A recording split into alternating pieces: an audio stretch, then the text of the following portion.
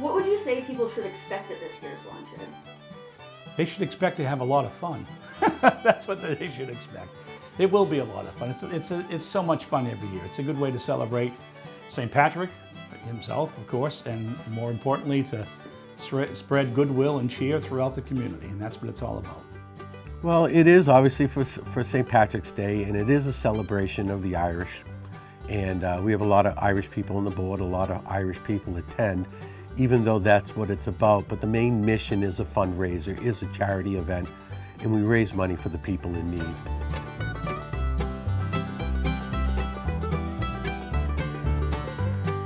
This year's luncheon is going to be a little bit different than the previous years. The last live one that we were supposed to have was in 2020, and we had to cancel at the last minute due to the COVID situation. And on that one, we had 1,000 tickets sold, which, you know, it was a great turnout for that event. And unfortunately, we had to cancel it just the day before. And then through COVID, we were able to to kind of keep funds coming in, to keep going with our mission of supporting people in need in the local area. We held a virtual live raffle last year, which was pretty successful. So this year is going to be the first year that we're going to be back in person. And unfortunately, we lost our usual venue, which was Ambrosia's on Route 1 in Foxborough. And now we've ended up at Lake Pearl Rentham, which has a seating capacity of 610. So coming from 1,000 with everything going on, we still think we'll probably be able to fill the room with 600 people, and we're looking forward to it. What is perhaps the cornerstone of the yearly luncheon is the Friends of St. Patrick's Person of the Year Award. Since the beginning, every year, the Friends of St. Patrick's picks a Person of the Year. And the Person of the Year picks 2 or 3 charities that year on who they want to give the proceeds to. The Person of the Year is picked by the 14-member board, which the members here are just local people from the town and surrounding towns. Most of the members have been on the board for probably 10 to 15 years. And we, every year, have a list of people that people nominate. We hear nominations from people from outside the board that come to the board members. The board members present their names and backgrounds, and from there, the 14-people board, we kind of whittle down each year to the person that's most person that has most earned the recognition for the Friends of St. Patrick's to have the honor.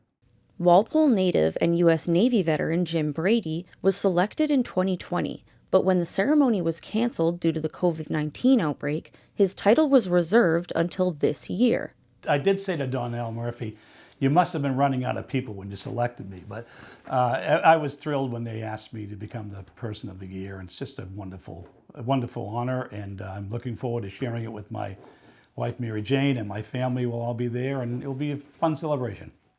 One of the things that the Friends has done over the years is tried to give back locally, and I can't think of any 2 more local charities than the Walpole Food Pantry and the St. Vincent de Paul Society.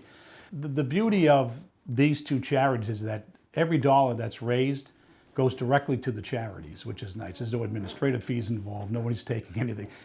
The Friends of St. Patrick's is a purely volunteer organization. So it's nice, and it really has a direct impact on people's lives. And you know, those charities are just magnificent, particularly the St. Vincent de Paul Society, which helps people with all sorts of things, you know, sometimes rent and heat and lights and basic necessities of life. And of course, the food pantry is self-described. They do a magnificent job. So I'm thrilled that they're going to be getting some money as a result of the gathering on March 11th. And who could forget the St. Patrick's Day Parade in downtown Walpole? Yeah, the parade actually started with Jack Connor, one of the original members who started the board at the event. And it was more of kind of a joke in the beginning. Actually, Jack used to refer to it as more of a union march than a parade, but it's grown over the years, and it's fun. It's about, I think they do it around 11 o'clock in the morning and up through the center of town. And yeah, as we like to say, there must be at least 10,000 people a year that view this parade. The Walpole Friends of St. Patrick is a nonprofit whose efforts center almost entirely around their holiday luncheon fundraiser. Well, the Friends of St. Patrick's was founded by a group of guys in the town of Walpole. One of them was my father, who wanted to go out and celebrate St. Patrick's and bring something local to Walpole that was similar to the breakfast that they held in Boston and that type of thing. So they formed it, actually it was 36 years ago they formed it, and they started at the old Peach Dream in Walpole with about 60 people, and since then, in 2020, when we were able to hold our 2020, when we were going to hold our last luncheon, it had grown to 1,000 people. It's a charity event. It's there to raise money. We really focus on the people that are in need in the town of Walpole and surrounding towns.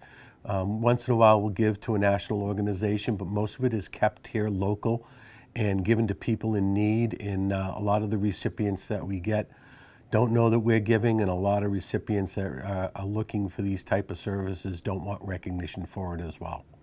The luncheon is really a celebration of the community and the idea of helping one another, and that's really how it started.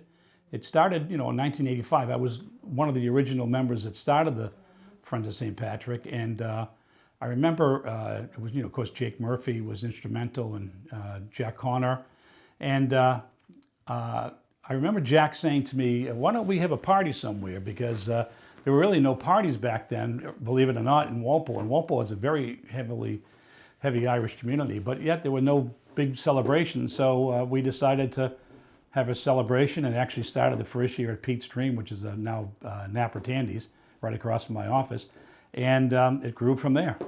One thing is that all the board members and everyone is excited about getting back to it and getting back to supporting the cause of the Friends of St. Patrick's. I mean, it's been a long hiatus, shall we say, with COVID and everything, but I think everybody's interested in moving forward with it, and hopefully the event will be a successful event, as it always has been in the past. It's obviously going to be a limited amount of people this year from the amount of people that we've had in the past, so I assume tickets are going to go fast. We will still have trolley service coming from downtown Walpole for the people that like to take the trolley, but there'll also be ample parking up at the Lake Pearl Rentham.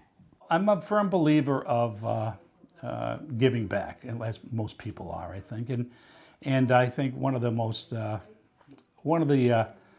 influential prayers, I think, that I like to refer to is the prayer of St. Francis, and one of the lines in that is it is in giving that you receive. So I think that when you give, you receive, and you receive a lot more than you give usually. So it makes for a better community, and I think it makes for a better, healthier lifestyle for all of us.